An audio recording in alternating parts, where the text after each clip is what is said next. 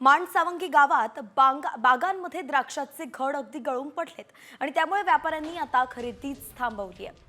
कवडीमोल भावात द्राक्ष विकण्याची वेळ शेतकऱ्यांवरती आली आहे। बाजारात सध्या द्राक्षाला 65 ते 70 रुपयांचा भाव मिळाला होता, पण अवकाळी आणि गारपिटीमुळे द्राक्षाची गुणवत्ता ढासळली आहे। याचाच परिणाम म्हणजे दरावरती मोठा याचा परिणाम होणार असल्याचं कळतंय। तर थेट जाऊयात आपण माडसावंगी गावामध्ये। या ठिकाणी आमचे प्रतिनिधी अभिजित सोनावणे उपस्थित आहेत आणि त्यांच्याकडनं जाणून घेऊयात की नेमकं किती नुकसान झालेलं आहे।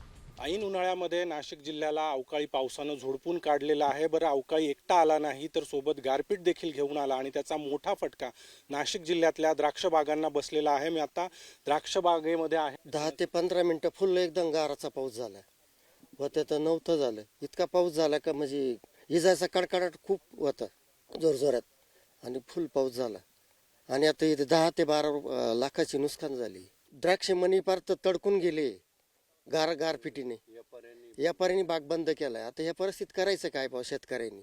काही शासनाकडून आम्हाला काही मदत पाहिजे। आता आम्हाला 70 रुपयाचा भाव होता, 60 65 70चा मार्केट होतं 70 रुपयाचं। आता ते पुढचा भाव आता 20 रुपये 25 रुपयांनी द्यावा लागेल कवडी मोल भावात। नाही व्यापाऱ्यांनी घेतला तर बेदाणेवाल्याला द्यावा लागेल, असं काहीतरी करावं लागेल। काल गारपीट झाली आणि त्यामुळे अशा पद्धतीने हे द्राक्षाचे मणी जे आहे ते आता तडकायला सुरुवात झालेली आहे। आणि कॅमेरामन प्रवीण काळबांडेसह अभिजित सोनवणे, साम टीव्ही, नाशिक।